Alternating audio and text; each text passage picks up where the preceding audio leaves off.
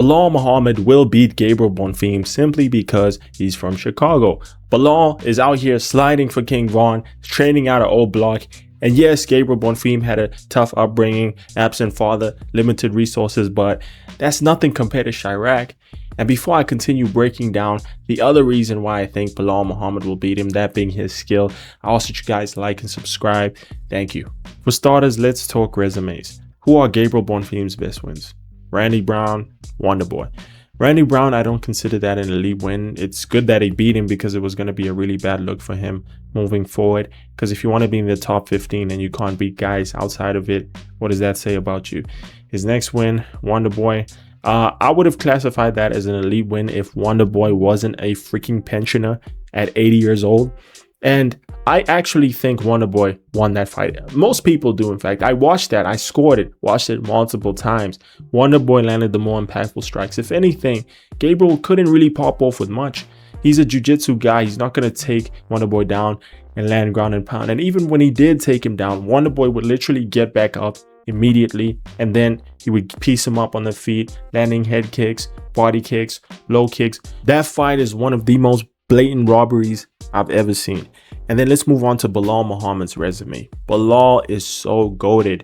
He's viewed as a boring fighter, and that's why he had a pretty long path to the title, similar to Merab. But when you look at his resume, this guy has beat some of the best guys to ever do it. Literally, Leon Edwards, Sean Brady, Gilbert Burns, Vicente Luque, Wonder Boy, Damian Maia. Like, bro, these are all elite wins. At the time when he faced them, all of these guys can either be classified as upper B, A, and S tier fighters, mostly A and S, and that's pretty impressive in my books. Belal Muhammad is basically the Thanos of MMA. He's fought every single type of fighter: strikers, wrestlers, BJJ practitioners, hybrid fighters, all the above.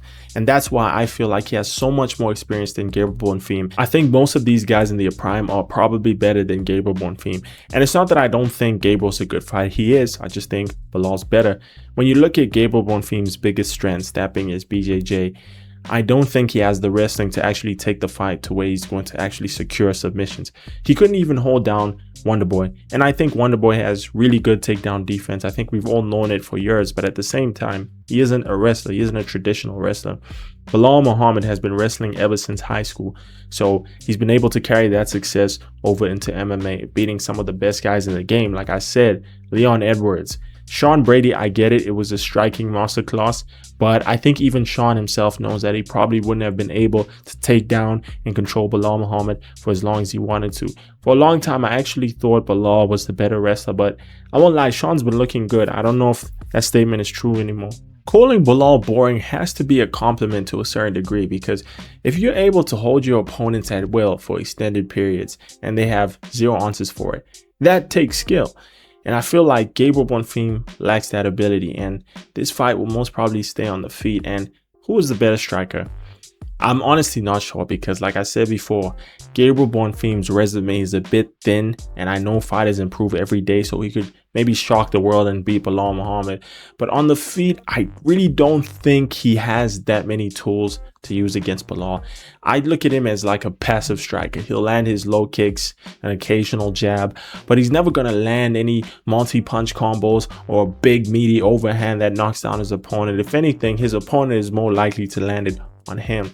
This guy got finished by Nicholas Dalby, and I think the reason was because Gabriel Bonfim does not know how to win a firefight. When he gets overwhelmed, he will wither. That's what Wonder Boy did to him. That's what Nicholas Dalby did to him. And I think Belal Muhammad is exceptional at overwhelming his opponents. It's what he did to Leon Edwards. It's what he did to Sean Brady. If you're a fighter who likes to fight pretty, Belal Muhammad will beat you. He will make it dirty. He will cut the cage. And Gabriel Bonfim is going to be a victim of that. I'm curious to see who's going to shoot first, and it'll most probably be Belal Muhammad because his double leg is money. And I feel like he might be older now, but Ankh still got it, man. And a lot of people are probably going to overlook him because he's on a 2-fight losing streak. But who is he losing to? Ian Gary and JDM? Not some guys outside of the rankings. Not Nicholas Dalby. Not Wonder Boy, who was washed, but in his prime was a really good fighter. These are the best guys in the world. And I don't think Gabriel Bonfim is a top 5 fighter. Belal Muhammad is. And that is why I'm picking Belal Muhammad to win via unanimous decision. Anyway, you guys let me know what you think in the comments. And don't forget to like and subscribe.